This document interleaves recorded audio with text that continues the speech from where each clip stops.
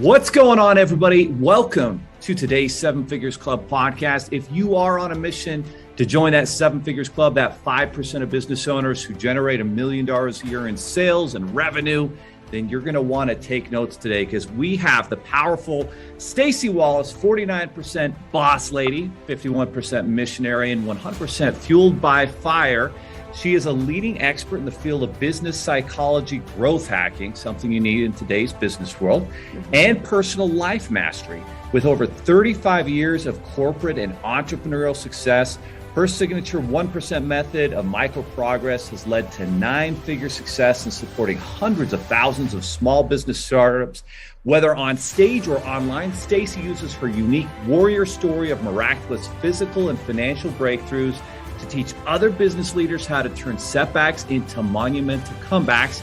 And just last year, Staci and her husband, Larry, left their corporate senior executive positions in telecom to become CEO and COO of the Fueled by Fire Mastery Program and elite mastermind for CEOs, thought leaders, and entrepreneurs, building purpose-driven, highly profitable, and faith-based lives and businesses they love. On top of all this, their passion for giving back has fueled their nonprofit organization, EM Women, which rescues and restores the lives of women and girls who have gone through some of life's most difficult challenges. Staci, welcome to the show.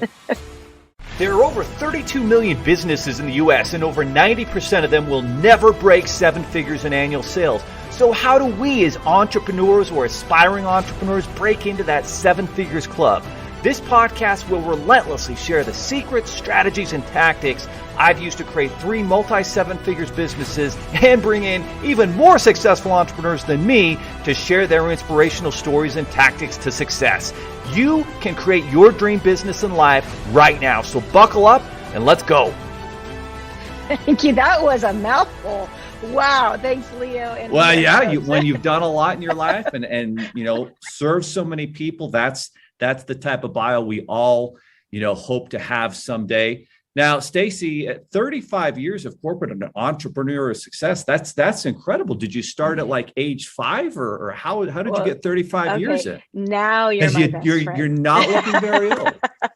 Well, I'm 52 and okay. I am, yes, I did start very young. At 18, I had the blessing, really, I grew up with a father who was a pastor and a minister, a missionary. Yeah. My grandfather, he raised up missionaries and sent them around the world. And so I had this really strong missionary bent to want to save the world. I also had the gift of what we call the Midas touch, of the ability to produce wealth. And so as a young woman at 16 years old, I was a singer and got picked up by some pretty big organizations that I ended up being on a 21-piece orchestra and owned my own business at 18 as a fashion consultant, ran a John Casablancas when I was just a young girl. And that led me into the hunger and desire to not go to college, but to go into the world of entrepreneurialism. And so at 18, my dad actually said, Staci, you're doing really good with your music. I was nominated for New Female Vocalist of the Year in country music. He said, but that's a short career. It's an up and down career. It could be a long career, but very few people have a lifetime career. So you need something that's going to produce residual income. So he introduced me to the world of water filter cells. And he said, everyone will always drink water. So I thought it was quirky and weird. And so he hired me to come to it was a direct sales, multi-level marketing event. And he paid me to sit outside the door and actually write people's name tags. So I was 18 years old. I got paid $25 an hour. And I thought that was unbelievable. Of course, that was a lot of years ago. That was 1988. And that day, a gentleman walked up and said, hey, is this free? And this was in a hotel back then when they did those big hotel meetings. And I said, well, it is. And he said, well, I want to attend. And I said, okay, we'll go on in. And he goes, what is it? I said, well, they're selling water filters. I had zero sales line whatsoever. I just was getting people in the door. Well, he came out of that meeting and he hits the table and he says, listen, I'm an insurance agent and I want to do this. How do I do this? Well, I was born at night, but not last night. So I went in and I said, Dad, I want an application for me and I want to sign this guy up. So I signed this guy up, and he ended up being kind of a stalker, but he showed me how I could do something that I didn't even have the skill set to do if I just applied myself, if I was just willing to use my communication skills. So my first paycheck in that company when I was 18 years old was $8,976. And that changed my life. I realized that the world of entrepreneurialism, that was more than any professor was making in the college that I was thinking about going to. And I said to my dad, I said, this is the life for me. I want to do this because I can do it on my time when I want to. That started a journey at 18. And that's why there's so many years behind me of sales, marketing, obviously moving into corporate infrastructure and traditional corporate America, taking high seat positions in telecom companies and healthcare companies, all the while, going through major setbacks. I think every person that's hit 9 figures, you got a lot of stories to tell. But Leo, it's just been an incredible journey of how God's opened up doors as we continue to lean in and say yes, not only for us to produce wealth, but also to be able to produce a better way and a better life for other people. Beautifully said, Staci. So quick question. So you're 18 and you're learning about this new business. So working with your father, it's a direct sales type company. You start out with an hourly and then you see the opportunity of getting into sales. And so you're earning commissions. Is that right? I was earning commissions and I was building a team. So because it was a $1 billion company selling water filters and air filters. And I just had to hustle, so we hear a lot today about beast mode and hustle mode and grind mode. And in those early days of startup, there's a lot of that. What we do now in Fueled by Fire is we help people go from startup to scale to sale. And we've been blessed, with as many setbacks as we've had. We've also had some tremendous big wins from 7 figures, 8 figures, 9 figures. And my brother and my husband started a company that they were able to take on NASDAQ to $1.2 billion mark. So that type of experience in such a short period of time really enabled us to see the various strategies that, whether it's a brick and mortar, whether it's a telecom company, healthcare, MLM, or just a brand new baby startup, it's the same strategies applied. And when you move out of beast mode and learn how to live in your best mode, you're able to build both peace and profits. So for most of my life, I built profits. And I went through some really hard times. I went through major suicidal depression. I went through a divorce in my early 20s at 21, because it was all about the money, the grind. And when I began to realize that there is actually an economic system outside of gadgets and widgets, that there was actually a way that you could produce both peace and profits. You could build a purpose-driven, highly profitable life without forsaking your family, without forsaking your purpose, without forsaking the things that matter most. And my 12 years traveling with Zig Ziglar and being very part of that family, it really taught me what the value of life really is and how to be able to build that. Zig was one of the best that talked about, he liked things money could buy, but he loved things money can't buy. Money can buy you a house, but it cannot buy you a solid home. It can buy you a bed, but it can't buy you a good night's sleep or peace. And so we've built our lives around that philosophy of helping the people build that purpose-driven, highly profitable. And because we are faith-based, we teach them how to keep their faith intact. I love it, Staci. Let's talk a little bit about these challenges. This isn't talked a lot about when, you start a business, you're an entrepreneur, you're a small business owner, you're trying to build something. And there are real challenges to finding peace with the prosperity that comes with, building a successful business. What are some of those challenges that people need to be aware of? And more importantly, what are some of the solutions to sort of combat and overcome those challenges that we face as small business owners and entrepreneurs, and finding peace at the same time as prosperity? Well, really, and having worked with so many small business owners, most people, and right now, I think there was 4 million new entrepreneurial businesses started in 2020. That is astronomical. Wow. 4 million. Here's 4 million. So think about that. People know I've got to hedge against what happened in 2020. I don't want to be caught in a brick and mortar. I don't want to be caught in a place where if there's a shutdown, I'm stuck. So a lot of employees said, wait a minute, I'm not going through that again. I'm going to take my future into my own hands. I'm going to start something. And so by starting something, they think, wow, it's got to be easy. I see so many people online doing these online coaching programs and online businesses and selling nutrition and putting on their Lululemon outfits, and it must be easy. Well, the real truth is, if it's easy, everybody would be at 7, 8, 9 figures. But there are some processes that you have to put in place in order to make it doable. And so in that season of 2020, we watched, and in 2019, we had just come out of, really, we were at the peak of our careers, making more money than we had ever made before. And I woke up and had a dream that basically it was God's voice in my dream. I know people probably think that's a little crazy. And it just said, will you say yes? Would you sacrifice your life? Will you say yes? Would you have raised the knife, which was a reflection of a story in the Bible about Abraham raising his knife to kill his dream, Isaac, which was his firstborn son, Isaac. He said, will you say yes, or will you turn and walk away, which was a reflection of the rich young ruler who said no? Or will you say yes to me today? And I woke up, of course, it was in the tune of a song, because that's a lot of times the way God speaks to me.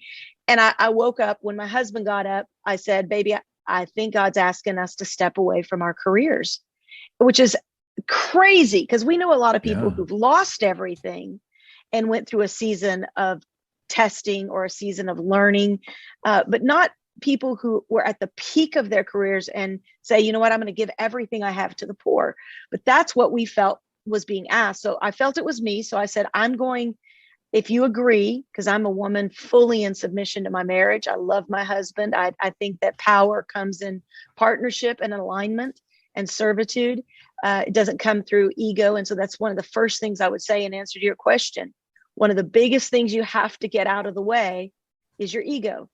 Is we want more because we want to serve the ego side of us that wants the title. We want the position. We want the cars. And, I have learned through time that money only makes you more of what you are. So if you have an egocentric, narcissistic tendency, money will make you bigger of that. If you have a depression tendency or a melancholy tendency, money will drive you deeper into that. So it's not money that people are looking for. So what is it? What we're really looking for, and it took me over 40 years, really 40 years, was at my 40th birthday was an epiphany. What we're all searching for is peace, because there's a lot of people who make 9 figures and even more, and they're still starving for peace. They're starving for something that says, I'm good. If you stuck a fork in me right now, I'm golden. I mean, even right now with all the research and technology and anti-aging, we're still searching like Ariel in The Little Mermaid. I want more. I want more. I've got gadgets aplenty, but I want more. And there is a place, and we have been blessed to find it, how to identify more, how to get to a place where you make more than $1 million, more than 9 figures. And it's not about money. So you said, what is the biggest challenge? Well, what is one of the solutions is less of us, so it sounds crazy, but how do I lose my ego in order to pursue my higher calling on this planet so I can get closer to peace? Well, for us, that came through a dream where God must have known that we had a little bit of ego going on. We were faith-based leaders posting on social media. Look how God has blessed us. Thank you, Lord. We're so blessed, traveling around the world, posting all of our safaris and everything, and not realizing what we're really saying is, do you approve of what I'm doing? Follow me. Do you like what I'm doing? Do you like me? Are my likes going up? Are my followers going up? And really, that is not the essence of peace. Those are called vanity metrics in marketing. And they do not mean that somebody's happy. When we look in social media and we see that, it doesn't mean they're good. Doesn't mean that their marriage is good. Doesn't mean that their health is good. So when I felt that dream was asked of me, I said yes. The next day, I told our entire staff and team, I said, I will not be running this business anymore. I'm turning it all over to Larry. He had already retired from his telehealth. He was the COO of a big telehealth company, and he had stepped away from that. So the idea was he'll take over all of my sales and marketing and leading of that business that I was running. And 1 month later, and what I did is I went into a time of meditation and prayer. And I just every day would wake up and I would say, all right, God, what would you have of me? Holy Spirit, what would you have of me today? And sometimes it was just to sit and listen to music. Sometimes it was to go take a nap. Hard if you're an achiever. Hard to just stop and think that faith could be not doing. Faith could be believing that there's something at work bigger than your talent, your ability. And man, that was a big learning lesson for me, because if in fish terms, I'm a shark. In disc terms, I'm a dominant, direct leader and influencer. So stopping and resting and listening was probably one of the greatest things God ever taught me to do, because I began to find peace. It was very difficult. This went on for a month, and I felt really great about it because he was running our business. He wakes up one morning and says, I think I'm supposed to do it too. And I said, what? He says, I think I'm supposed to shut everything down and walk away, but I think we're supposed to give all of our money away to the poor. And so that started an epic journey for us of 2.5 years of giving away everything we had, right down to our home. We put it up for sale. We fed 10,000 homeless people at a Christmas when we partnered with other businesses and business leaders, and gave an absolutely epic Christmas to a lot of hurting people. Continued to give to where we had nothing. Like, there were times in that 2.5 years where I so wanted to go back into a corporate position and get a quick fix, base salary, commissions, bonuses, equity. And every time I would get another, because once you come out of the industry, you basically are a free agent. And so people start realizing, wait a minute, they're not with that company anymore. Every time I would lean in and think, I'm going to take that interview, I would just feel like God would say, I didn't tell you to do that. I told you, I want you on this journey of faith. And so that was when my kids were like around 16, 17 years old. And it was tough because, they're wanting cars and they're wanting more makeup and they're wanting to go out. And I remember one time my son came to me, said, Mom, I need a new belt. And I was like, baby, we don't have it. I mean, I'll have to sell something in order to do that for you. So I think you need to get a job. My daughter came one time wanting some makeup. I said, baby, you got to get a job. So she was 15. He was just turning 17. And she got a job at Chick-fil-A. He got his eyes set on real estate, took a job at a bank that hired him really early because he's an entrepreneur, has been an entrepreneur since 13, where he made $36,000 in his 13th year. Entrepreneurialism, startup is not difficult. Startup to scale is difficult, because you have to break down your personal modalities, your habits, your sleeping patterns, your ability to listen, your ability to watch the market, your ability to serve people at the highest level, and your tenacity to not quit when it gets hard. That window, that first million, will be the hardest million you ever make. But after the first million, going from 1 million to 2 million, you now understand, oh, wait a minute, it's a barrier of entry like the 4-minute mile.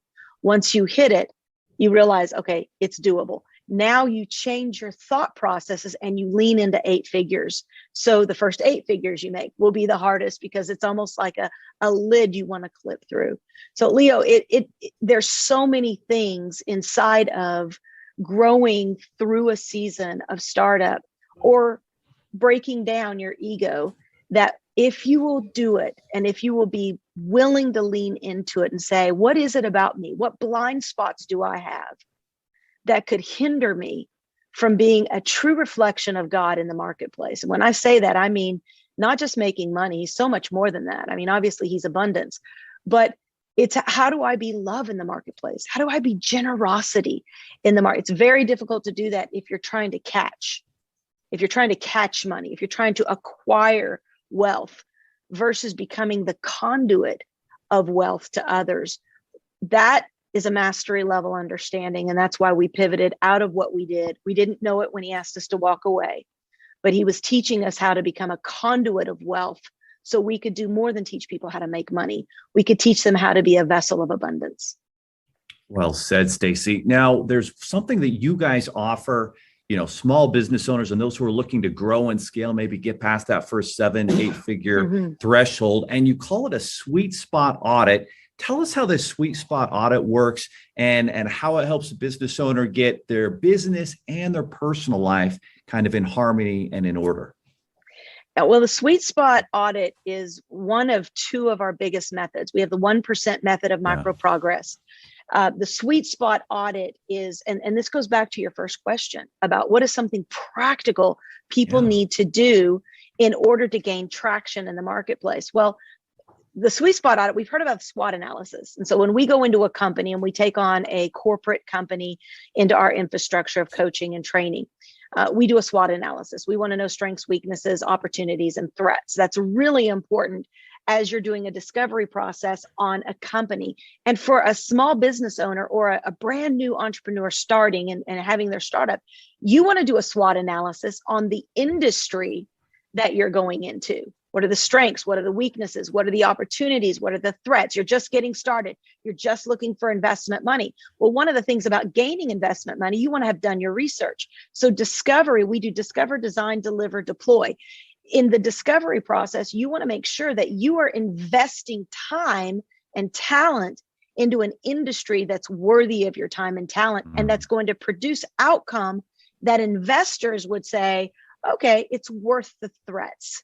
It's worth the risk. It's worth the opportunities because the opportunities outpace what the possible risks could be. The sweet spot audit, however, goes a little bit more into the leader. And because anybody that's going to invest, if you watch Shark Tank, you know that you're not going to invest in a weak leader. You're not going to invest in a leader that doesn't understand their numbers, that hasn't done their due diligence, that doesn't know the industry or the future of the industry that they're going into. Well, the sweet spot audit is about what keeps that leader strong mentally, physically, spiritually, and financially. So the S is what are your strengths? Personally, as a leader, what are your strengths? What are you good at? Some people are like, I want to start a business. I think I want to get investment to do something, but I just don't know what. Well, look at what you're good at. Don't look at shiny objects. Don't look at what's just hot in the market, because that could shift and then you end up in an industry you don't like and love, and now you lose peace. So to get peace and profits, you've got to be true to your core identity and say, what am I good at? What do I love? And generally, this goes back to your core values. What do I value most? And now I want to build a life and business inside of my values so that the time I do put into it actually makes sense to me. The W is weakness. So if your strengths are your superpowers, the weakness is your kryptonite. What is it that has stopped you, hindered you, slowed you down, caused depression, caused you to have setbacks, defragged your family? What are those weak spots, blind spots that you need to be aware of as a leader that could unravel everything that money can't buy? Because those are the things that take a leader down and ultimately take a company down. If you've got a moral issue before money, you will have a bigger moral issue after money, because you can buy things. You can buy toys, you can buy people, you can buy time from people. So you want to make sure your weaknesses, your blind spots are really observed. E, the first E, is energy producers. Who are your coaches? Who do you have around you that's producing energy? Who are the family members that light up the room when they walk in? Who are the friends that absolutely bring you joy and that are supportive of you? This is where I highly encourage. That's why we have a mastermind program and a mastery program. Hire people to speak into your life that have gone where you want to go, that have done what you want to do, and bring them close to you. And generally, you have to pay for that. For a decade, I did free classes trying to pivot out of traditional corporate America into the online mastery world, and being able to really do great funnels and to be able to make millions of dollars online. I would go to every free program thinking if I just get their free nuggets, I'll be good. It wasn't until I began to invest in high ticket leaders that had done what I hadn't done. And because we had already built 9-figure companies, I had to pay a lot. So I had to tap into a level of coaching that I wanted to go in order to get the tips, the tricks, the secrets of what was at that level. So you want to surround yourself, we call that scaffolding, with energy production. The second E is energy demanders. You've got to pivot away from energy demanders. You've got to get as much energy suck out of your life as possible. Now, if it's your family, you can't pivot away from your family. If it's your kids, you can't just leave them. If it's your wife, you don't think that the grass is greener, because no matter where you go, there you will be. So you've got to figure out, if I've got a season right now where everybody that I love the most is sucking the life out of me, you got to double down on energy producers. You got to double down on coaches, on pastors, on leaders, on mentors that bring life into you, so that when you go back to the energy suck zone, you're okay. You're full. You're not empty. And then the T is time expansion, is how good are you at expanding time as a leader? Time expansion is different than time management. It's different than time orderment. It's how do you multiply and get more than 24 hours a day out of a day, so that you can get 48, 96, or, ultimately unlimited time. And the only way to do that, Leo, is understanding the power of collaboration with the right people. No question. Wow, guys, in a few minutes, we're going to tell you exactly where you can go so you can get your own sweet spot audit. And just so phenomenal. I've never heard that broken down like that. The energy producers versus the energy suckers. And there are. And anytime you can kind of pivot away from those energy suckers in your life as much as possible, no question, that really helps out. And time, scaling time, leveraging time with great people, technology, a very powerful concept indeed. So the next question I have is, you're on your path. There's a lot of business owners who the last 2 years have faced extreme hardship, extreme difficulty, adversity. Their business might have been, shut down during the pandemic. They might have seen massive disruption in their industry and profession. And a lot of them are struggling to rebuild that business and get back on track. And Staci, I know you and Larry have done that over and over. As people of faith, like, what are some of the steps that a business owner can take right now listening to get their business back on track, to find the solution, to overcome those massive obstacles that so many have faced? Well, if I could be really, really candid and lay it out there, what we learned in those 2.5 years. So 2019 was the end. I turned 50 at December 8th, 2019. I happened to be in a Tony Robbins Date with Destiny, first time to ever be a part of anything of Tony's. Went to this Date with Destiny. And while I was there, honestly, I wanted to leave the whole time, because I wasn't used to hearing the F word so much. And so he does like to say that. And I have a tender spirit to women who have unfortunately received a lot of physical abuse, verbal abuse. So I was caught in this chasm of, do I stay or do I go? Do I continue to listen to this or do I go? Well, there was so much good meat in I had to chew up the meat and spit out the bones. Let's just say that. On day 3, it was my birthday. And we had our house for sale for 1.5 years, and everything else we had given away. I knew something was going to happen on my 50th birthday. 50 is the number of Jubilee, freedom, celebration. And so I sensed it coming. But on my birthday, we got a call from somebody that had about 6 months earlier seen our house for sale. She called and said, "Is your house still for sale?" Called my husband.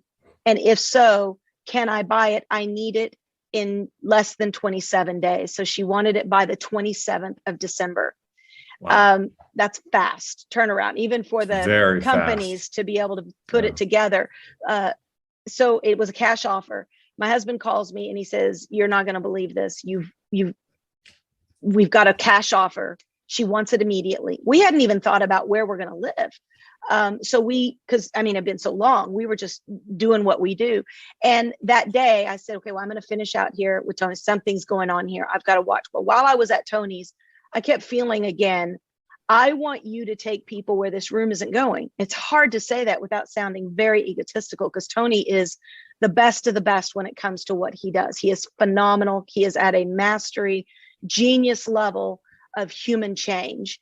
But I had a dream, and a dream that I had had a couple of years ago before that, actually in 2018, where there was this elevator that I was on, and the elevator went to the 39th floor.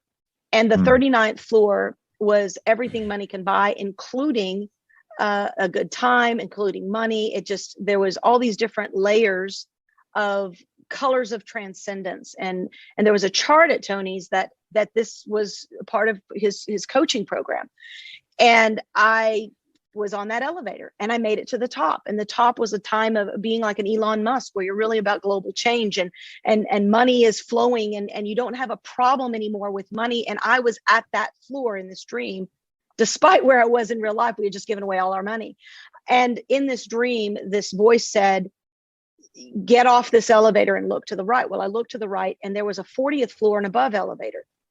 And I looked to the right and I went over and got to the front of that, and there was a card that I had in my hand, and in my faith that card is Jesus, right? So I had his name on the elevator slot, so I put it in the slot. The door opened and it was everything money can't buy, and it was love, joy, peace, patience, kindness, goodness.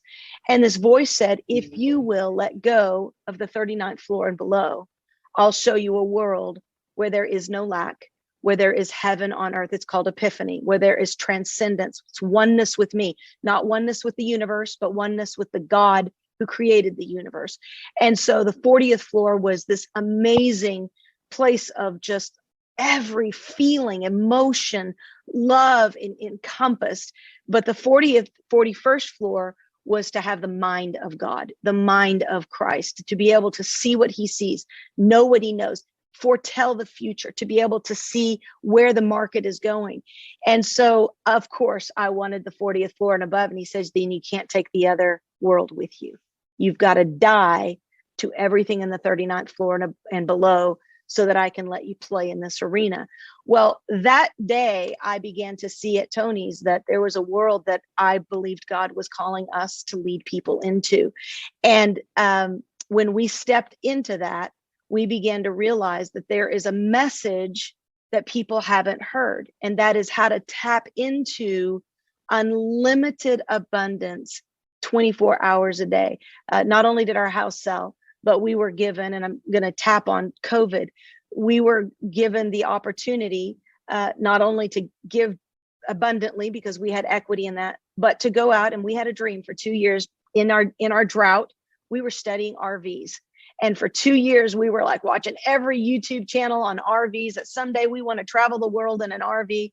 December 31st, we left after the closing, drove out to Florida, bought an RV December 31st. January 1, we spent the first night in that RV.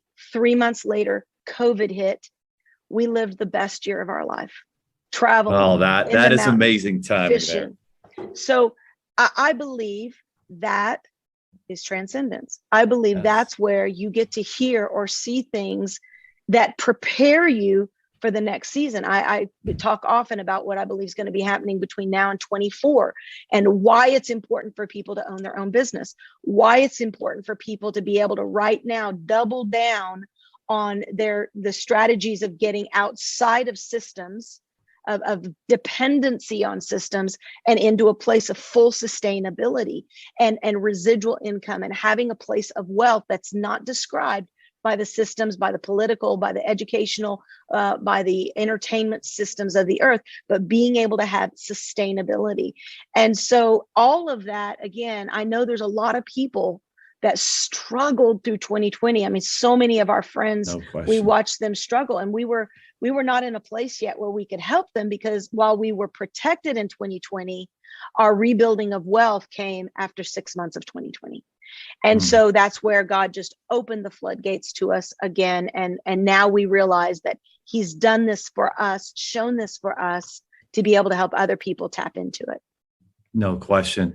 Well, Seven Figures Nation, the listeners of this podcast are probably, maybe they're doing a workout, they're driving down the road, they're trying to get their mind right as an entrepreneur and business owner. They want to have a 7 figures business, but they also want to have a 7 figures life, and even a 7 figures family. Like, they want to have that, have it all. And it sounds like you and Larry have really created, systems and processes and tools and strategies, this audit, so that they can do that. If they're listening, they're like, Staci, how can I do this? How can I take the next step forward? Not just be passive, but implement everything that they're learning. In a half-hour podcast, there's only so much, you can provide that we can go over. They need to go deeper into this. They need to implement these programs and systems. Where do they go to take the next step? Well, my website is staciwallace.com. It's Staci with an I, WALLACE.com. You can go there. If you do /fire, it'll give you a free copy of the introduction of the Fuel by Fire book, talks about the movement, what we're doing. But I would also encourage everyone to go to FBF, it stands for Fuel by Fire, FBFchallenge.com. I do a 7-day intensive mastery course for free. I do it every 6 to 8 weeks so that we can continue to pour into people right now who are wanting to get into that 40th floor and above, abundance, peace, prosperity, living out your best life. We do it and we cover the big F words. So coming out of that Tony event, I got so much out of it and it was a phenomenal event. I did get a lot of meat and I did spit out a lot of bones, but I decided we were going to redefine the F word. And the F words we're going to focus on are faith, family, finance, fitness, freedom, focus, and fun. And if you are able to go to the website there or go to FBF Challenge and register for our next 7-day workshop, you'll see that we cover those things and specific strategies around each one of them so that you can build a purpose-driven, highly profitable life and business that you love. So that was FBF Challenge, right? Yeah, FBFchallenge.com. FBF Mastery is our mastery program, but FBFchallenge.com gets you into the free challenge. FBFmastery.com just shows you what we do on a paid level and what we're doing with CEOs and influencers. Perfect. I love it, guys. Those challenge programs are amazing. FBFchallenge.com, I think, is a great place to start. Of course, Staci Wallace, Staci with an I, WALLACE.com, another great place to start, guys. Take action. If you're driving, whatever you're doing, jump off the treadmill, put that website up, maybe text it to yourself, text it to your partner, your spouse, and then take action and move forward so that you can get not only prosperity, but peace. And that is very difficult. Let's be honest, 80% of business owners really struggle with the peace part and the prosperity part. So if you can, and they kind of come together, I think. The more I've listened to you, Staci, and the more I look at my own entrepreneurial journey, they kind of come together, when you take action. So guys, take action, go to the challenge, go to her website, take the next step, and then set some time out. She talked about taking time to meditate, to listen to what, God or the universe is telling you need to do. And it will guide you to better solutions. But if you never take the time to actually think about that and listen to what it's telling you, then you're going to miss amazing opportunities. Well, Staci, thank you so much for being a guest on the podcast. Everybody, make sure you take action. Staci, the final word is yours. Awesome. Well, I just want to encourage everyone that there's no difference between you and that person that you say, someday I want to be like. The only difference is your willingness to lean in, commit to different strategies. If you're doing something that hasn't been working, flip into the strategies that are working, learn them, apply them, and then every day wake up and say, God, what can I do for you today? And you'll see that one thing will change your world forever. I love it. Well, thank you so much for being a guest, Staci. Thank you. Are you looking for more 7-figure secrets, content, or even how you can launch your own recession-proof business? Then check out 7figures.com. That's the digit 7, FIGURES.com, where we share more videos, stories, strategies, funding solutions, entrepreneurial education, and even the secret business type that's recession-proof. Thank you for listening, and if you're finding value in our podcast, please give us a 5-star and invite others to join the club.